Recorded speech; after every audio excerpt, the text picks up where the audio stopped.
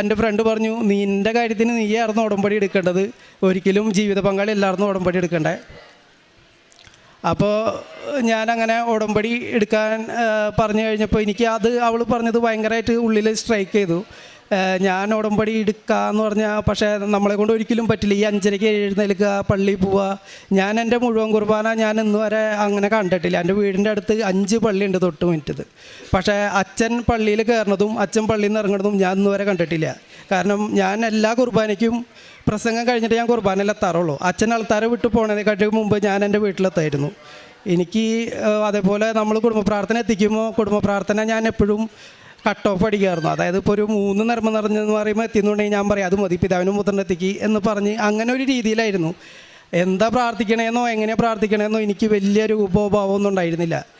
പിന്നെ എൻ്റെ കാഴ്ചപ്പാടിൽ നമ്മുടെ ജീവിതം അല്ലാണ്ട് മറ്റുള്ളവരുടെ ജീവിതത്തിലേക്ക് ഞാൻ തലയിട്ട് നോക്കാറുമില്ല. മറ്റുള്ളവരെ സഹായിക്കുക അങ്ങനെയുള്ള കാര്യങ്ങളൊന്നും എനിക്കുണ്ടായില്ല. അങ്ങനൊരു നമ്മുടെ ജീവിതം നമ്മുടെ കാര്യങ്ങളൊന്ന് ഏഴിച്ച് നിൽക്കുന്ന സമയത്താണ് എൻ്റെ ജീവിതത്തിൽ ഇങ്ങനെയുള്ള പ്രശ്നങ്ങളൊക്കെ ഉണ്ടാവുന്നത്. അപ്പോൾ ഇവൾ പറഞ്ഞ കാര്യങ്ങളൊക്കെ വെച്ചും ഈ ഉടമ്പടിയിലത്തുള്ള കാര്യങ്ങൾ വെച്ച് നോക്കുമ്പോൾ മറ്റുള്ളവരെ സഹായിക്കുക, കുർബാനയ്ക്ക് പോവുക, ഇതൊക്കെ എന്നെ കൊണ്ട് ഒരിക്കലും പറ്റാത്ത കാര്യമാണ്. എന്നാലും ഞാൻ 2 ദിവസം ഇവൾ പറഞ്ഞ കാര്യം ആലോചിച്ചു.